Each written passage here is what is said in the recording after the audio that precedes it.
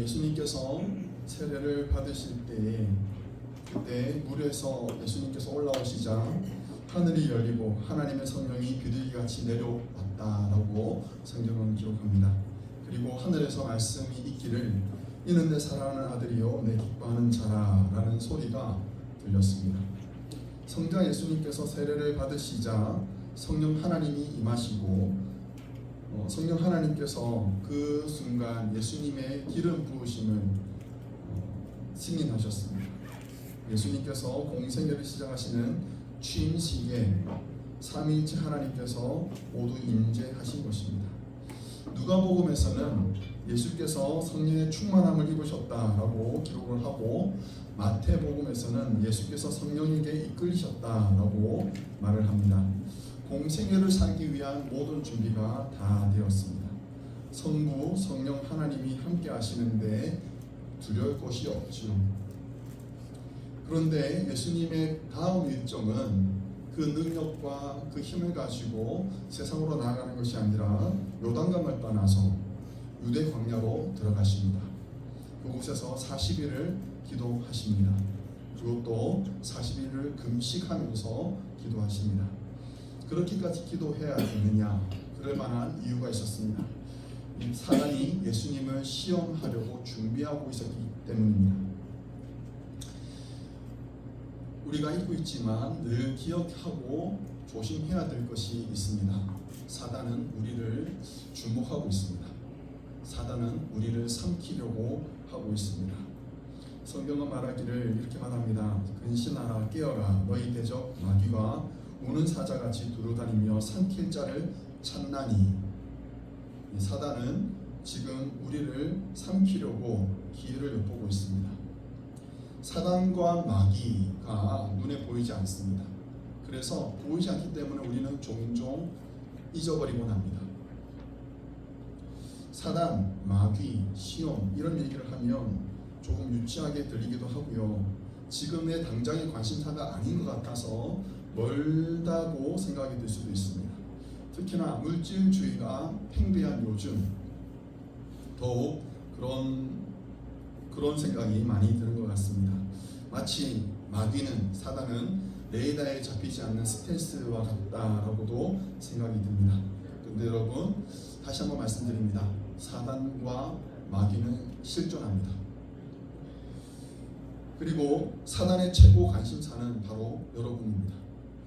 여러분을 넘어뜨리려고 호시탐탐 기회를 엿보고 있고요. 마음만 먹으면 여러분을 속이려고 유혹할 수도 있습니다. 나는 그런 적이 없습니다. 나는 유혹받아본 적이 없습니다. 사단이나 마귀의 공격을 받아본 적이 없습니다. 라고 많이 생각하신다면 아마도 이미 잡혀 먹은 건지도 모릅니다. 잡힌 물고기니까 사단이 딱히 관심을 가지지 않는 것일 수도 있고요. 그런데 이런 분들이 있죠. 그냥 흘러가는 대로 살아가는 것이 아니라 이것이 맞아? 이것이 정말 옳은 것이야? 라고 생각하면서 늘 점검하는 사람들이 있죠. 이윤이 분명하고 실패와 성공이 분명해 보이고 그렇다면 좋은 길을 선택해서 가면 됩니다만 그럼에도 불구하고 시간을 들여서 기도하고 하나님의 길을 분별하려고 노력하는 사람들이 있습니다. 이런 사람들은 영적 싸움을 싸우고 있는 거지요. 사단이 나를 넘어뜨리려고 하는 거 아니야? 내가 지금 유혹에 넘어가는 거 아니야? 이게 하나님의 뜻이 맞을까? 늘 그것을 생각하고 점검하는 것, 그것이 바로 영적 싸움을 싸우는 성도들의 모습이지요. 마귀를 대적하는 것입니다. 그리고 이런 분들은 유난히 사단과 싸우는 시간이 많습니다. 거의 매일이 전쟁이지요. 매일같이 전쟁을 치르는 분들이 있습니다. 어떤 목사님이 자기의 삶을 가리켜 말씀하시기를 날마다 기막힌 시험이다 라고 말씀하십니다. 매일이 시험인 거예요. 매일이 어렵고요. 성경은 사단을 가리켜 말할 때 참소하는 자 혹은 속이는 자라고 말을 합니다. 여러분, 사단의 전적을 제가 잠시 말씀을 드리겠습니다. 아담과 하와가 사단의 속임수에 넘어갔습니다. 삼손도 넘어갔습니다. 세상에서 가장 힘이 센 사람이었죠. 예수님의 제자들도 속아 넘어갔습니다. 어떨 때는 광명한 천사로 등장하기도 하고, 어떨 때에는 강력한 정치 세력으로 나타나기도 하고, 막강한 권력으로 등장해서 억압하고 굴복시키려고도 합니다. 심지어는 하나님의 아들이자 성령 충만하신 예수님께도 찾아와서 시험합니다. 하물며 우리는요. 아담과 하와도 가장 힘이 셌다라고 말하는 삼손도, 그리고 예수님을 따르는 제자들도, 심지어는 성령 충만하셨던 예수님조차도 사단은 시험하려고 달려드는데, 우리가 뭐라고 사단한테 안 넘어지겠습니까? 우리가 뭐라고 사단이 우리에게 알아서 피해가겠습니까? 사단 앞에서 우리는 어쩌면 식은 죽 먹기일지도 모릅니다. 우리는 정말 연약한 자들이죠. 딱히 수고 안 해도 먼저 알아서 넘어지는 자들도 있고요. 먼저 좌절하고 딱히 사단이 공격을 안 했는데도 불구하고 힘들어하고 불평하는 그런 자들이 아마 우리가 아닐까요? 자, 여러분에게 한번 여쭤보겠습니다. 여러분은 사단 앞에서 식은 죽입니까? 대답을 하십시오. 공격이 오기 전에 먼저 넘어지는 그런 나약한 성도입니까? 자 이렇게 합시다. 예배는, 그리고 말씀은 우리가 결단하는 시간입니다. 그렇죠? 제가 이 말씀을 드리는 것은 여러분들 스스로를 판단하라는 의미는 아닙니다. 나는 그렇게 되고 싶습니다 라는 의미로 여러분들의 마음에 결단하는 거예요. 나는 사단의 식은 죽이 아닙니다. 그렇죠?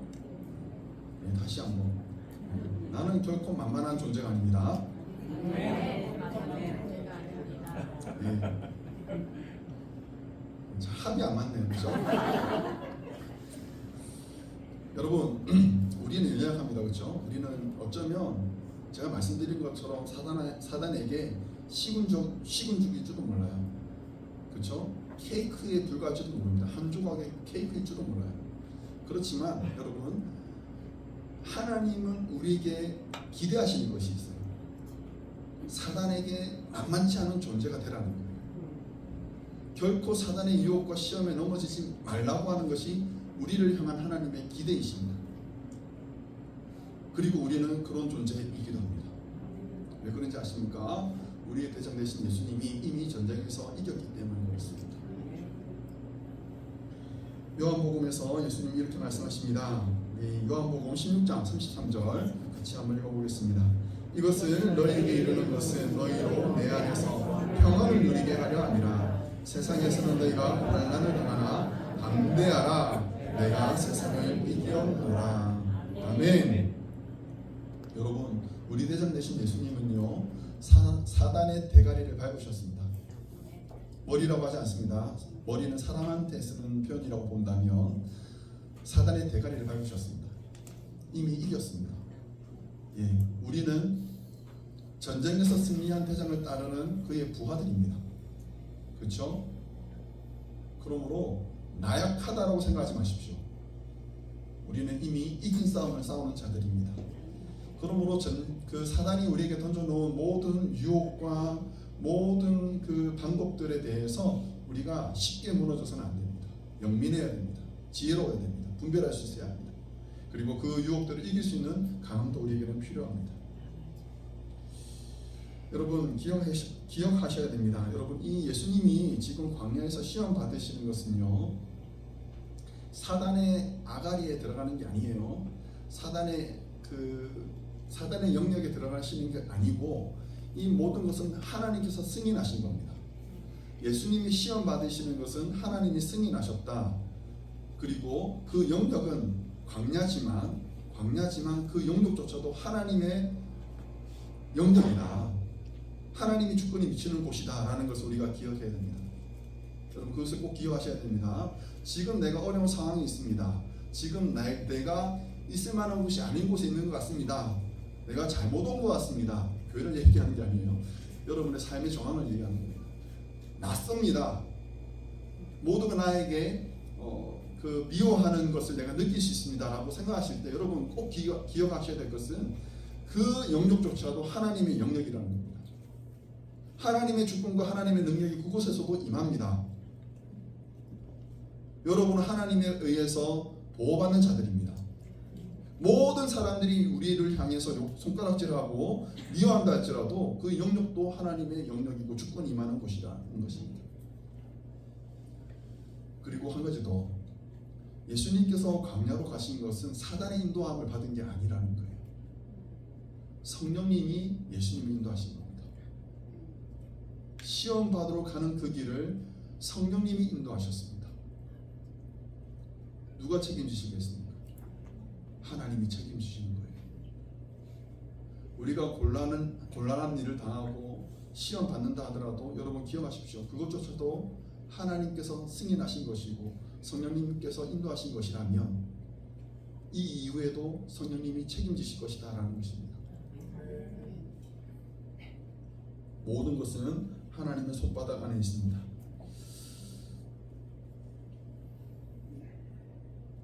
사단한테 만만한 성도 여러분, 농담입니다. 결코 만만하지 않아야 됩니다. 오늘 말씀에서 예수님은 사단의 시험을 이기셨습니다. 무려 3번이나 이겼습니다. 사단을 두려워하지 맙시다. 별거 아닙니다. 이길 수 있습니다. 유혹과 시험에 호락호락하게 넘어가면 안 됩니다. 이 판은, 우리에게 지금 펼쳐진 이 시험은 하나님의 계획에 따른 것입니다. 하늘에서는 구름같이 둘러싼 허다한 증인들이 우리를 향해서 응원하고 있습니다. 예수님같이 사단 앞에서 맞짱 뜨고 납작하게 밟아버리는 그런 믿음의 성도 되시기를 주님의 이름으로 축원합니다. 자, 먼저 예수님이 어떤 시험을 받으셨느냐 한번 살펴보도록 하겠습니다. 첫 번째로 사단이 예수님께 요구하기를 떡을 돌로 만들라고 했습니다. 맞습니까? 돌을 떡으로 만들라 그랬죠? 네, 돌을 떡으로 만들라 했습니다. 정신 안 차리시면 안 됩니다. 우리는 지금 예배를 드리고 있습니다. 그렇죠? 예수님께서 40일간 금식하면서 줄인 줄 알기 때문에 사단이 이렇게 시험했습니다. 여러분, 금식 해보셨습니까? 금식 해보셨습니까? 예, 저도 해봤습니다. 죽을 뻔했습니다. 금식은 성경에 나오는 것처럼 금식하며 기도하라라고 얘기하니까 마치 쉬운 것처럼 얘기하지만 여러분, 금식 결코 쉽지 않습니다. 간헐적 단식은 들어가지 않습니다. 간헐적 단식은 아닙니다. 금식입니다. 금식이라 하면 내가 먹는 것으로 힘을 공급받지 않고 내가 그것을 끊어버리고 하나님께로부터 힘을 받겠습니다라고 고백을 하고 기도하는 거예요. 밥 안 먹는다고 금식이 아니고 내가 먹지 않으면서 기도하는 것이 금식 기도입니다. 우리가 그것을 잘 알아야 합니다. 금식 결코 쉽지 않습니다. 그런데 정말 이 힘든데 그럼에도 불구하고 우리가 금식 기도를 하는 이유는 무엇입니까? 이기려고 하는 거예요. 세상의 유혹으로부터, 사단의 유혹으로부터 이기려고요. 그리고 내가 하나님께 더 가까이 가려고요. 그러려고 우리가 금식 기도하는 것 아니겠습니까? 여러분, 예수님의 약점이 무엇이었습니까? 40일 동안 드시지 못했다라는 것이요. 예수님이 배고프다라는 것이 사단이 알고 있는, 사단이 공략하는 첫 번째 약점이었습니다. 여러분, 우리의 약점을 사단이 알고 있을까요? 예, 뻔히 알고 있습니다. 너무 잘 알고 있습니다. 우리의 약점을 너무나도 훤하게 잘 알고 있습니다. 어떤 사람은 이윤, 돈에 의해서 쉽게 무너집니다. 어떤 사람은 성적인 문제에 의해서 쉽게 무너집니다. 어떤 사람은 질투 때문에 넘어지고요. 어떤 사람은 유혹에 쉽게 넘어가곤 합니다. 나는 그러지 않습니다. 나는 그런 거 웬만하면 다 잘 준비되어 있습니다 라고 얘기하는 분들에게 한 가지 얘기를 말씀하겠습니다. 춘추전국 시대의 한비자에 나오는 이야기인데요. 철과 같은 비늘에 쌓여있는 용이 있습니다. 철갑이라고 했습니다. 어떤 공격에도 다 방비되어 있는 그런 용이 있었습니다. 어떤 날카로운 무기도 어떤 힘도 그 비늘을 뚫을 수가 없었습니다. 그런데 용의 목 아래에 거꾸로 붙어 있는 비늘이 하나 있었어요. 거꾸로 붙어 있는 비늘. 모든 비늘은 다 한 방향으로 되어 있는데 딱 하나 그것만 반대 방향으로 되어 있는 거예요. 다른 것들에 대해서 공격을 받으면 웬만하면 다 이겨내는데 그 비늘, 거꾸로 붙어 있는 비늘, 그거를 건드리면 용이 미쳐서 날뛰었다라고 한비자에서 그렇게 얘기합니다. 그것을 가리켜 우리는 영린이라고 말합니다. 영린. 어떤 분이든지 간에 약한 지점이 하나씩은 다 있다라는 거예요. 약한 지점이 하나씩 다 있다. 정말 착하고 정말 그 성품이 좋으신 분이 있습니다. 이 자리에 계십니다. 정말 본이 되는 분이십니다. 그분이 화를 내는 걸 제가 한번 본 적이 있습니다. 누구라고 말씀드리면 안 되겠습니다. 영린이 있는 거예요. 영린. 아킬레스건이죠. 모든 사람들에게 다 있는데요. 본인은 당당하지만 자녀나 그리고 아내가 문제가 되어서 넘어졌던 그런 많은 사람들이 있었지요. 정치인들도 있었고요. 사단은 우리 영린, 우리 아킬레스건을 너무나도 잘 알고 있습니다. 그리고 그것만 건드립니다. 오늘 본문에서는 그것을 가리켜 떡이라고 말합니다. 떡만 있으면 살 수 있을 것 같다라고 말하지요. 좋은 학교, 좋은 직장, 좋은 배우자, 좋은 자리, 좋은 것들, 그것만 있으면 살 것 같습니다. 그렇지만 꼭 그렇지만은 않잖아요. 그것만 채워지면 되겠다 싶지만 그것으로 끝나지 않는 예들이 너무나도 많이 있었습니다. 우리는 이 땅에서 만족하며 살 수 없습니다. 항상 우리는 부족합니다. 그래서 예수님은 이렇게 말씀하십니다. 사람이 떡으로만 살 것이 아니요 라고 말합니다. 우리에게는 채워지지 않는 그런 공피함이 항상 있습니다. 우리가 무엇으로 만족할 수 있을까요? 예수님은 이렇게 말합니다. 하나님의 입으로부터 나오는 모든 말씀으로 살 것이라. 여러분들에게 정말 만족이 되는 것이 하나님의 말씀이 되기를 간절히 축원합니다. 내 모든 상황에서 하나님 말씀이면 나는 충분합니다. 하나님의 은혜면 충분합니다. 하나님께서 나를 긍휼히 여기시면 나는 충분합니다 라고 생각하는 것이 우리가 마땅히 가져야 할 그런 믿음의 자세인 것 같습니다.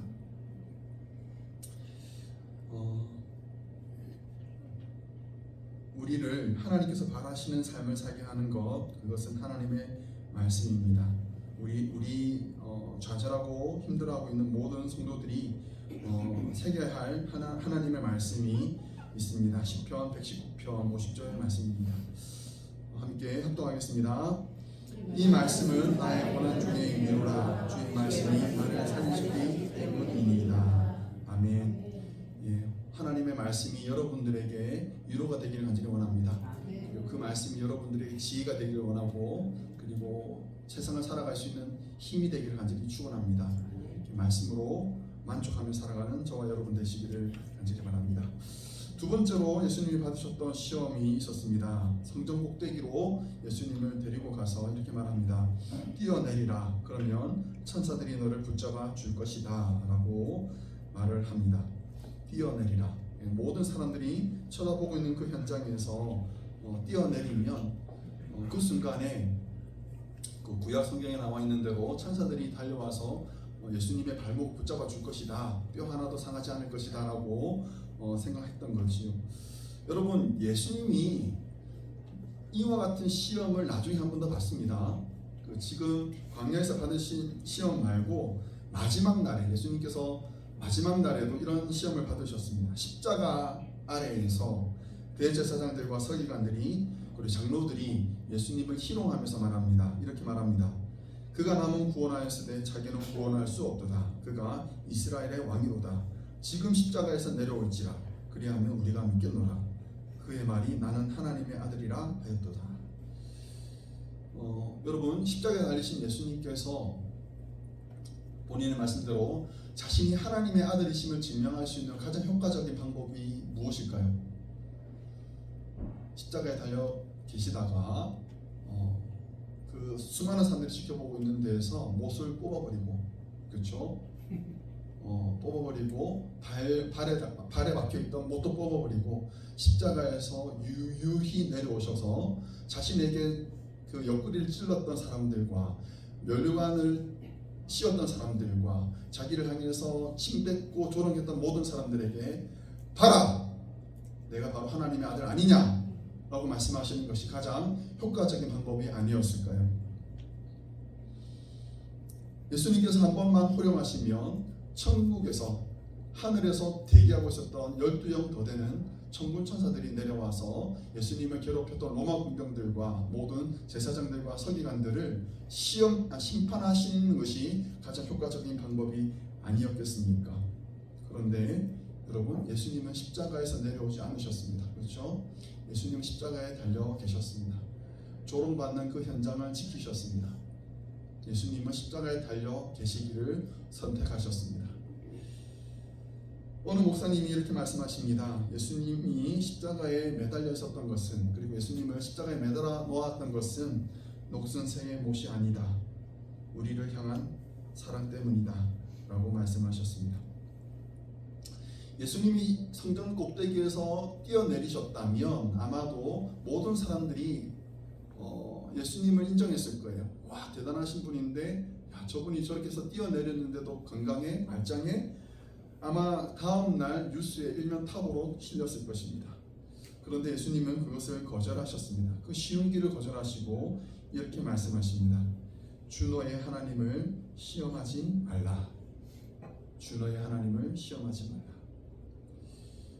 이 말씀은 이스라엘 백성들이 르비딤에서 하나님께 마실 물이 없다라면서 불평불만했던 그 순간에 나왔던 말씀이었습니다. 마실 물이 없습니다. 우리가 죽겠습니다. 라고 말할 때 하나님께서 반석에서 물이 터지게 하시고 생수가 나오게 하십니다. 하나님은 이 사건을 마사 혹은 무리바 사건이라고 부르셨습니다.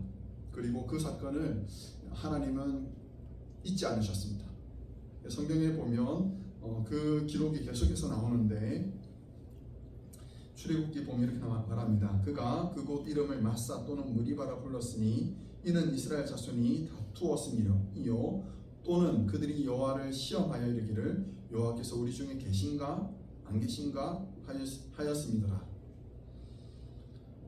여러분, 지금 광야에서 마실 물 없다라고 그렇게 불평했던 사람들이 어떤 사람들이냐면 애굽에서 열지향을 경험했던 사람들입니다. 애굽에서 하나님의 권능이 모든 사람들이 볼 수 있는 그런 현장에서 두 눈으로 똑똑하게 지켜봤던 사람들이 바로 르비딤에서 물 없다라고 불평했던 사람들입니다. 여러분, 기억하십시오. 이들은 하나님의 살아계심과 하나님의 능력을 애굽에서도 경험했고 광야에서도 경험했던 사람들이에요. 모든 사람들은 하나님을 잘 모른다 한다 할지라도 이 사람들만큼은 하나님을 너무나도 잘 알고 있어야 되는 사람들이었습니다. 그런데 지금 당장 마실 물이 없다 하여서 그들이 하나님께 불평하고 하나님을 시험하기를 하나님이 계시냐 안 계시냐라고 그들은 지금 불평하고 있다는 것입니다. 여러분, 이 사건이 하나님의 마음에 상처를 깊게 새겨놓았습니다. 우리가 착각하지 말아야 될 것은 하나님도 상처받으시는 거예요. 하나님도 상처받으십니다. 특히나 자기가 사랑했던 사람들에 의해서 받는 상처는 매우 고통스러웠습니다. 똑같아요, 우리하고. 우리는 어떻습니까? 여러분들은 지금까지 살아오시면서 하나님의 살아계심을 경험하셨습니까? 여러분, 지금까지 살아오시면서 하나님의 선하심과 인자하심을 맛보셨습니까? 여러분들이 지금까지 살아오시면서 하나님의 권능, 우리가 죽을 만한 그 고통 가운데서 우리를 건져내시는 하나님의 강한 팔을 여러분 경험하셨습니까? 그 하나님의 은혜를 경험하고 하나님의 선하심을 맛보았다면 지금의 고난 가운데서 왜 우리는 시험 당하고 있습니까? 왜 지금 상황에서 하나님이 계시냐 안 계시냐라고 하나님을 향해서 의심하고 있는 것입니까? 도대체 우리가 지금까지 살아온 인생의 여정은 무엇이었습니까? 만약 우리가 지금도 하나님의 존재와 하나님의 능력에 대해서 우리가 의심하고 있다면 우리는 하나님의 마음에 깊은 상처를 내고 있는 것이에요.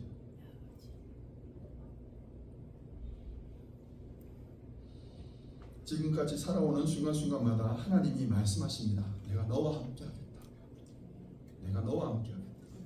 그리고 그것을 우리의 과거 삶을 통해서 증명해내셨습니다. 그런데도 의심하고 높은 곳에서 뛰어내리라, 그런 가당치도 않은 시험을 예수님께서 받으셨지요. 예수님은요, 십자가에 달려 계심으로 자신이 하나님의 아들이심을 증명하셨습니다. 마가복음인데 마가복음 15장 39절에 보면 백부장의 고백이 나옵니다. 이렇게 말합니다. 예수를 향하여 섰던 백부장이 그렇게 숨지심을 보고 이르되 이 사람은 진실로 하나님의 아들이었도다 하더라. 예수님이 못을 뽑아내고 내려오심으로 하나님의 아들을 증명하신 것이 아니라 예수님께서 십자가에 달려 돌아가심으로 자신이 하나님의 아들이심을 증명해내신 겁니다. 이것이 예수님의 방법입니다. 이것이 십자가의 방법이에요. 어리석어 보이고 미련한 것 같아 보이는데 여러분, 그것이 예수님께서 우리에게 보여주신 방법입니다. 바울이 이렇게 우리에게 말합니다. 고린도전서 1장 말씀 같이 합독하겠습니다. 십자가의 도가 멸망하는 자들에게는 미련한 것이요 구원을 받는 우리에게는 하나님의 능력이라. 24절요. 우리는 십자가에 못 박히는 그리스도를 전하니 유대인에게는 꺼리끼는 것이요 이방인에게는 미련한 것이오되 오직 부르심을 받는 자들에게 하나님의 능력이요 하나님의 지혜이라. 아멘. 여러분, 지금 여러분들이 처해 있는 모든 상황 가운데에서 사단의 유혹, 사단의 시험에 쉽게 넘어지지 마시기 바랍니다. 그리고 그것을 이겨내는 방법은 예수님께서 우리에게 보여주셨습니다. 십자가의 방법이에요. 십자가의 방법. 십자가에 달려 죽으심으로 자신이 하나님의 아들이심을 증명해내셨습니다. 여러분, 자존심 상할 일이 많지요. 그렇죠? 빈정 상할 때가 많지요. 나는 힘이 없는 줄 알아? 칼을 꺼내고 싶은 마음이 왜 없겠습니까? 집어넣으셔야 돼요. 이건 꺼내는 거 아닙니다. 이건 꺼내는 거 아닙니다. 우리 성도의 방법은 십자가입니다. 성도의 방법은 십자가입니다. 그곳에서 죽어야 합니다.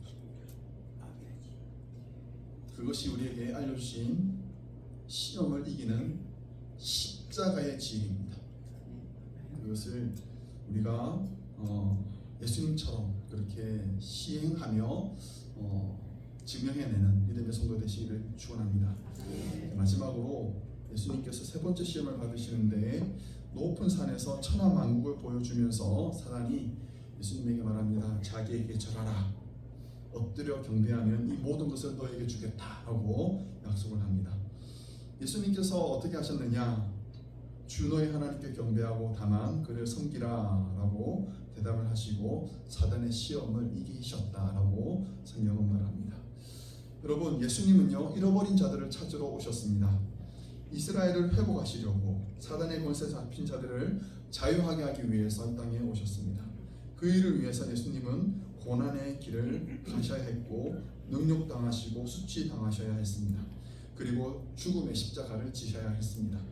이 모든 일들이 여러분 놀라지 마십시오. 하나님의 계획 가운데 진행되는 일들입니다. 갑자기 진행된 것이 아니고 하나님께서 이 일들을 계획하셨다는 거예요. 이 모든 것들은 이스라엘을 되찾기 위해서였습니다. 자기의 사랑하는 백성들을 회복하기 위해서였습니다. 그런데 사단이 찾아와서 쉬운 길을 가라. 쉬운 길을 가라. 나한테 한 번만 절하면 된다. 나한테 한 번만 인사하면 된다. 그러면 이 모든 고난과 십자가를 피할 수 있다. 그렇게 유혹하는 거지요. 그러면 예수님께서 자기의 백성을 건져내는 그 예수님의 사명, 그리고 이 땅에서의 그 목적을 쉽게 이룰 수 있었지요. 그런데 예수님은 거절하셨습니다. 왜 그랬을까요? 갈 만한 길이 아니기 때문에 그렇습니다. 넓고 좋은 아스팔트가 깔려 있다 해서 여러분 모든 길들이 가야 하는 길들이 아닙니다. 여러분 좋은 길이 있다 해서 가는 길이 아닙니다. 많은 사람들이 먼저 갔다 해서 따라가서는 안 됩니다. 반응이 없으시네요. 예, 좋은 길 사람들이 많이 간다 해서 여러분 따라가시면 안 됩니다. 안 됩니다. 절대 그것이 성도가 가는 길이 아님을 우리가 기억해야 합니다. 그렇다고 해서 좁다고 해서 무조건 다 좋은 길은 아니에요. 험하다고 해서 그것이 정답은 아닙니다. 분별하셔야 됩니다. 어쩌면은 가면 안 되기 때문에 여러 가지 장애물들이 먼저 놓여 있을 수 있는 것입니다. 출입 금지라는 편말이 떡하니 붙어 있는데 들어가면 안 되는 거예요. 예, 우리한테는 여러 가지 길들이 있습니다만 분별하고 가야 할 길이 있습니다. 그래서 우리는 지혜가 필요합니다. 분별할 수 있는 지혜가 필요합니다. 옛날 노래입니다. 옛날 노래 G.O.D가 불렀던 노래 길이라는 노래입니다. 다 아실 거라 저는 생각하지만 제가 가사만 좀 읽어드리겠습니다. 내가 가는 이 길이 어디로 가는지, 이게 랩 부분이거든요. 제가 리듬을 탈 것 같은데, 내가 가는 이 길이 어디로 가는지, 어디로 날 데려가는지, 그곳은 어디인지 알 수 없지만 오늘도 난 걸어가고 있네. 무엇이 내게 정말 기쁨을 주는지, 돈인지 명예인지 아니면 내가 사랑하는 사람들인지 알고 싶지만 아직도 답을 내릴 수 없네. 자신 있게 나의 길이라고 말하고 싶고 그렇게 믿고 돌아보지 않고 후회도 하지 않고 걷고 싶지만 아직도 나는 자신이 없네.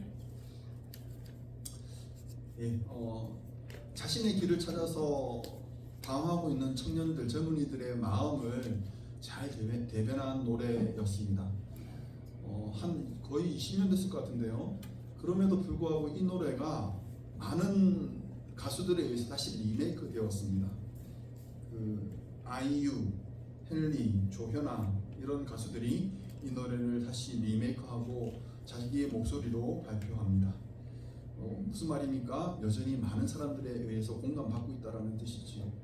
젊은이들만 그럴까요? 우리도 마찬가지 아닐까요? 여전히 우리가 가야 할 길이 무엇인지, 우리가 어디로 가야 할 것인지 잘 모르겠다.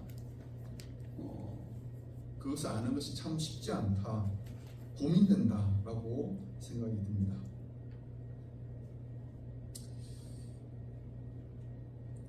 여러분, 우리에게는 기준이 있습니다. 그렇죠?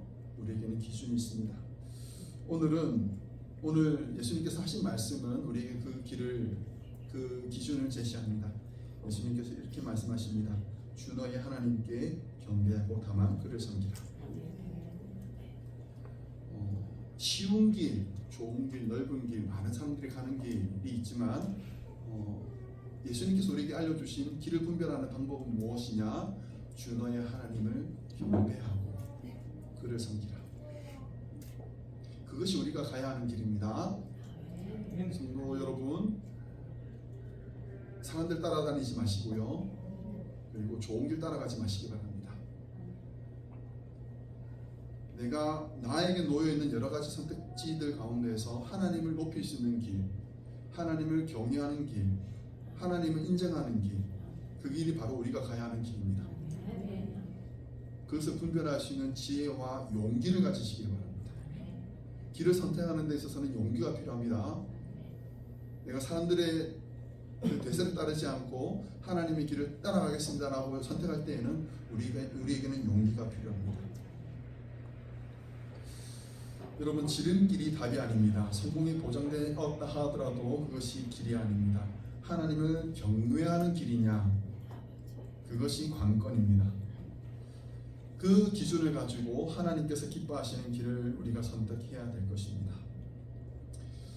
마지막으로 말씀을 마치기 전에 한 가지만 더 점검해야 될 것이 있습니다. 정체성인데요. 이 정체성이라는 주제는요, 예수님께서 받으셨던 세 가지 시험을 관통하는 하나의 주제이기도 합니다. 사단이 예수님을 시험하면서 반복해서 말했던 것은 바로 이것입니다. 네가 만일 하나님의 아들이거든 이었습니다. 네가 만일 하나님의 아들이거든 이 돌을 떡으로 만들어라. 네가 만일 하나님의 아들이거든 이 성전에서 뛰어내리라. 네가 만일 하나님의 아들이거든 나에게 절해라. 증명해라. 이것이 바로 사단이 주었던 말이었습니다. 여러분, 예수님은 하나님의 아들로 이 땅에서 태어나셨습니다. 그리고 하나님의 아들이기에 성전에 머무는 것을 좋아하셨습니다. 하나님의 아들이시기에 세례를 받았고 성부 성자 하나님의 연합을 경험하셨습니다. 그런데 사단이 물어봅니다. 네가 하나님의 아들이냐? 이 질문은요, 우리에게도 여전히 동일하게 던져지는 질문입니다. 그런데 뉘앙스가 약간 다릅니다. 우리한테는 이렇게 말하지. 네가? 그렇게 살면서 네가? 너가 정말 하나님의 아들이야? 말씀드렸던 바와 같이 사단은 참소하는 자, 고발하는 자라고 말씀드렸습니다. 우리의 약점을 너무나도 잘 알고 있습니다. 그래서 우리의 모습을 보면 여러분, 네가 정말 하나님의 아들이야? 하나님의 자녀라고 물어본다면 그 질문에 압도되어서 그렇다라고 이야기하기가 사실은 좀 부끄럽습니다. 나 자신을 보면 그렇습니다. 어떨 때에는 은혜를 받았고 힘을 얻어서 하나님의 아들이 분명한 것 같은데 금방 시험에 들고 넘어지고 사단의 밥이 되어서 이리저리 끌려다니다가 어디에인가 처박혀 있는 나 자신을 보면 스스로도 의심이 되지요. 내가 하나님의 자녀 맞아? 그런데 여러분, 우리가 하나님의 자녀가 되는 것은요, 시험을 보고 되는 것이 아니고요, 어떤 조건이나 자격을 갖추어서 이루어지는 것이 아닙니다. 여러분, 우리가 하나님의 자녀가 되는 것은 하나님 우리를 지명하시고 하나님이 우리를 사랑하셔서 예수님이 우리를 위해서 피 흘려 죽으심으로 우리가 하나님의 자녀가 되었습니다. 다시 한번 여러분들에게 묻습니다. 여러분 하나님의 자녀가 맞습니까? 네. 네가? 네. 여러분, 사단이 물어볼 때 당연하지. 내가 하나님의 아들이지. 내가 하나님의 자녀지. 이거는 우리가 대답할 수 있어야 돼요. 우리의 이름은요, 하나님의 손바닥에 새겨져 있습니다. 하나님의 자녀이기 때문에 떡 같은 것에 끌려가지 않고요, 하나님의 자녀이기 때문에 하나님을 의심하지 않고 쉬운 지름길을 택하지 않습니다. 하나님의 자녀이기 때문에 말씀으로 만족하고 하나님의 자녀이기 때문에 하나님과 동행하는 것을 기뻐합니다. 그래서 오늘 우리가 이렇게 모여서 예배를 드리는 것입니다. 시험쯤 이겨냅시다. 별거 아닙니다. 예수님께서 우리에게 보여주신 그 십자가의 길을 따라서 그리고 하나님을 경외하는 그 삶의 기준을 가지고 우리가 가야 하는 길을 선택하고 믿음으로 뚜벅뚜벅 하나님과 동행해 나가는 믿음의 성도 되시기를 주님 이름으로 축원합니다.